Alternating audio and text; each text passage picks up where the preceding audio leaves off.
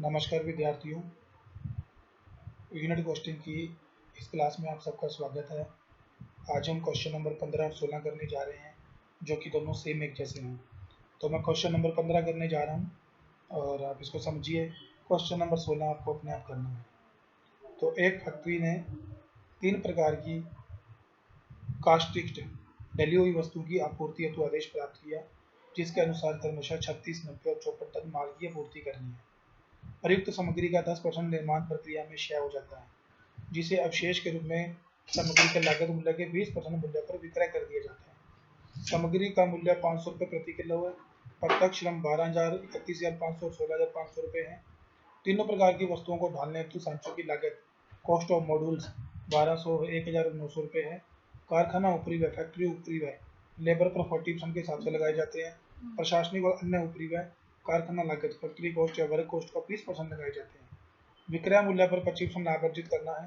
उपरोक्त सूचनाओं के आधार पर तीनों प्रकार की वस्तुओं की आपूर्ति हेतु उद्धृत किए जाने वाले मूल्य की परिगणना कीजिए। तो 3 प्रकार की वस्तुएं बनानी है और जिनकी हमें 36 टन, 90 टन और 54 टन माल की सप्लाई करनी है, इतने।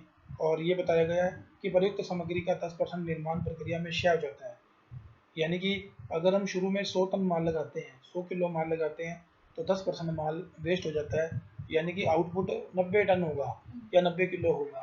तो हमें इन तीनों वस्तुओं की 36 टन, 90 टन और 54 टन माल की सप्लाई करनी है, अर्थात इनकी कुछ ज़्यादा मात्रा शुरू में लगानी होगी।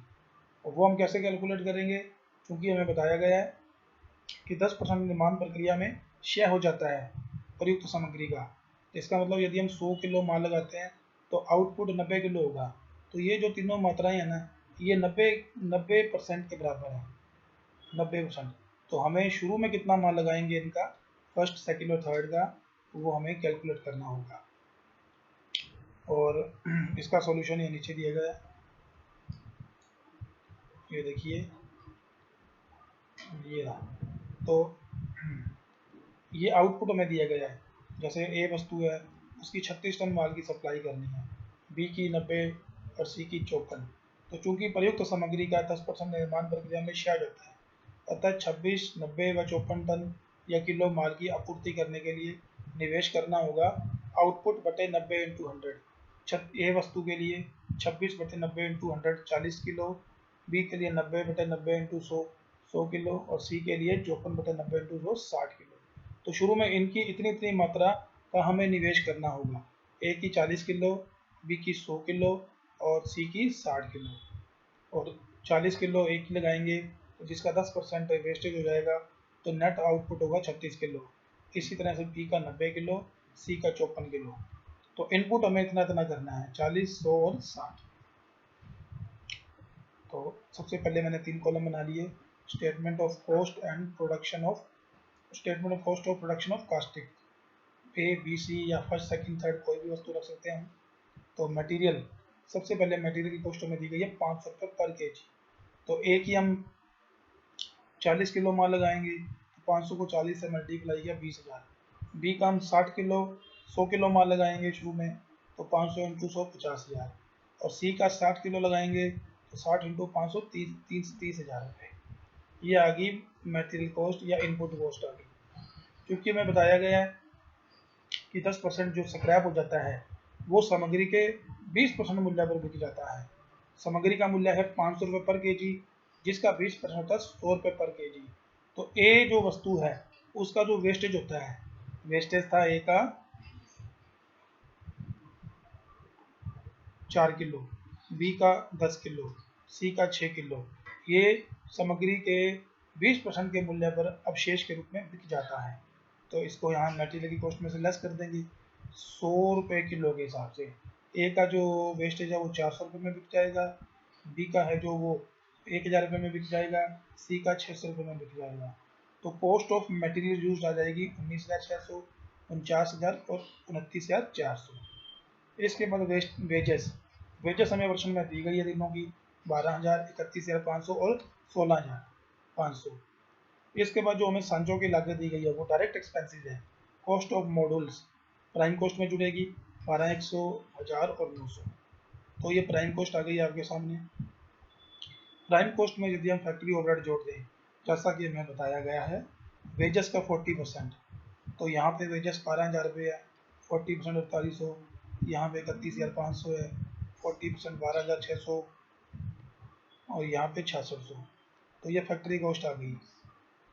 फैक्ट्री कॉस्ट में यदि हम ऑफिस ओवरहेड जोड़ दें जो कि कारखाना लागत का 20% बताए गए हैं, तो कारखाना लागत ये 37,100 का 20%, 94,100 का 20% और 53,400 का 20%। तो ये ऑफिस ओवरहेड जोड़ने के बाद तीनों की आ गई टोटल कॉस्ट। ठीक है, ए बी और सी। और टोटल कॉस्ट में यदि हम प्रॉफिट जोड़ दें तो आ जाएगा सेलिंग प्राइस या प्राइस टू बी कोटेड। तो प्रॉफिट हमें बताया गया है बिक्री पर 25%, जबकि हमें तो लागत पता है।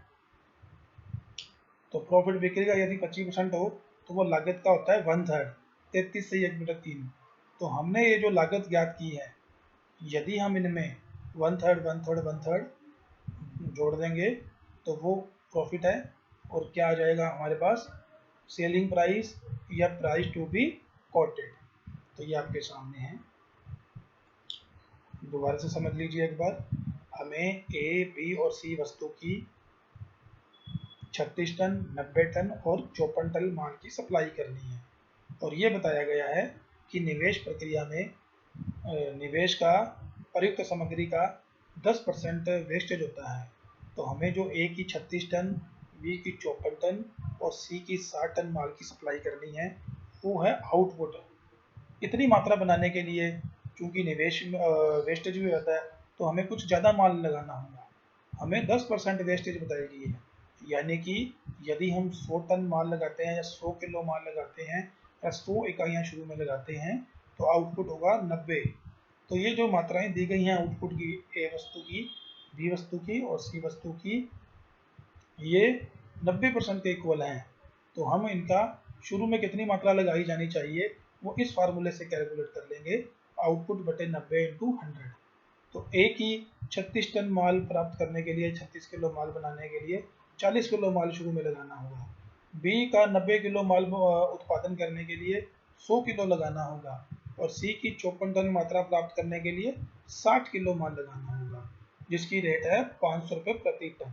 और ये जो 10% वेस्टेज हो जाता है, 4, 10 और 6, ये अवशेष के रूप में बाजार में बिक जाता है सामग्री के मूल्य के 20% के बराबर। सामग्री का मूल्य है 500 रुपये प्रति टन। 500 रुपये प्रति टन का 20% होता है 100 रुपये प्रति टन। यानी कि ए वस्तु का जो 4 किलो माल ये स्क्रैप या अवशेष हो जाता है, जो वेस्टेज हो जाता है, ये 4 × 100 400 रुपये में बिक जाएगा। बी का 100 × 10 1000 रुपये में, सी का 600 रुपये में बिक जाएगा, जिसे हम मटेरियल की कॉस्ट में से लेस कर देंगे तो कॉस्ट ऑफ मटेरियल यूज्ड आ जाएगी। तो ये आपके सामने है, ये जो फैक्ट्री ओवरहेड, ऑफिस ओवरहेड जैसा कि क्वेश्चन में बताया गया है वैसे वैसे लगाए गए हैं। कॉस्ट ऑफ मॉड्यूल्स, सांचों की लागत प्रत्यक्ष एक्सपेंसेस है, इसलिए इसको प्राइम कॉस्ट में जोड़ा गया है। तो बहुत ही इंपॉर्टेंट क्वेश्चन है, कई बार एग्जाम में आ गया है, तो इसको आप समझिए, ध्यान से करिए। और same to same question number जो इसके बाद वाला है 16 नंबर, सेम टू सेम है, बिल्कुल ऐसा ही है। तो वो आपको खुद को इसको अपने आप करना है। क्वेश्चन नंबर ये जो 16, हालांकि मैंने इसका सॉल्यूशन भी आपको दे दिया है नीचे, लेकिन आप इसको खुद करें, समझिए, बहुत इजी क्वेश्चन है। तो अब हम नेक्स्ट वीडियो में 2 क्वेश्चन और करेंगे, उसके बाद ये चैप्टर खत्म है आपका।